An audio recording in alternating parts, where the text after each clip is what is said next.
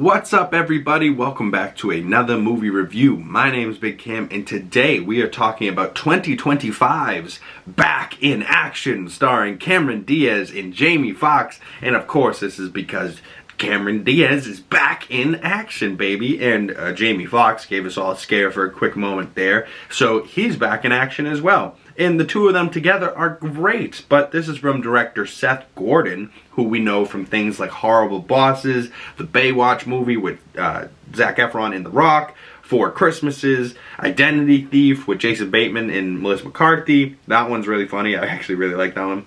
And, of course, Back in Action, this movie, with Cameron Diaz playing Emily and her husband, Jamie Foxx, who plays Matt. And then their kids are in this who are great, played by McKenna Roberts and Rylan Jackson. Her mom is Glenn Close, which couldn't be any more funny, especially the relationship they have. Andrew Scott's in here as a dickhead. Kyle Chandler's in here as a dickhead as well. I mean, getting to see Kyle Chandler's probably most recent role before he goes on to play Hal Jordan in the Green Lantern series for DC.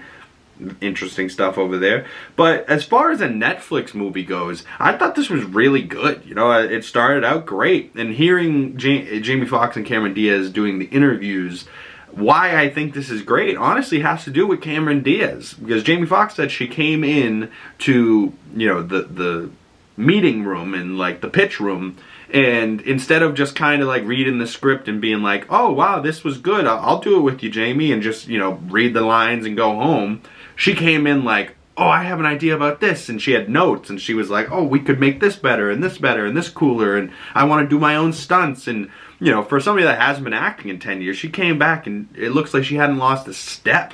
Like this, and I don't know if it was just her time with like Night and Day with Tom Cruise. Maybe she's got an itch for it now. Maybe she's a stunt junkie and she's got to do stunts like friggin' Tom all the goddamn time.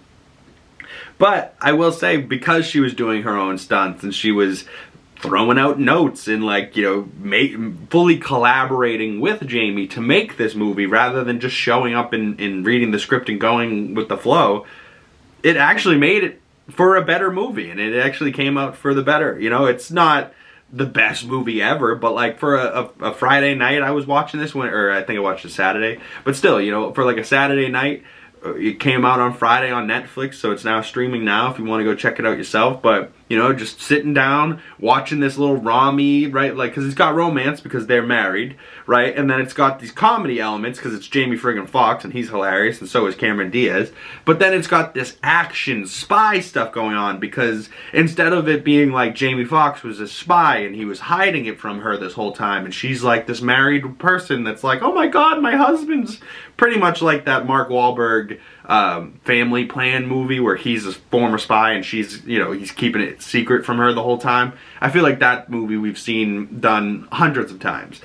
This I thought was interesting where they're both spies. It's kind of like a Mr. and Mrs. Smith type of deal, but instead of, you know, holding secrets from each other, they're completely honest with each other, but they're holding secrets from their kids, right? Like their kids don't know that they're spies, but the two of them, you know, don't have any rips or anything like that because they're working together. And I really dug that. You know, it's too often that, like, oh, the male lead and the female lead, they end up fighting, and then it's like, oh, they have to do some romantic gesture to come back together, and then the movie ends with a big explosion while they kiss in front of it. It's like, that's been done before. This was, it felt a little bit more original, you know, like, not necessarily totally original, but like a decent newer take on this that's not the same old thing that we've seen hundreds of times before. But who knows, maybe you disagree with me. Comment below your thoughts on this movie.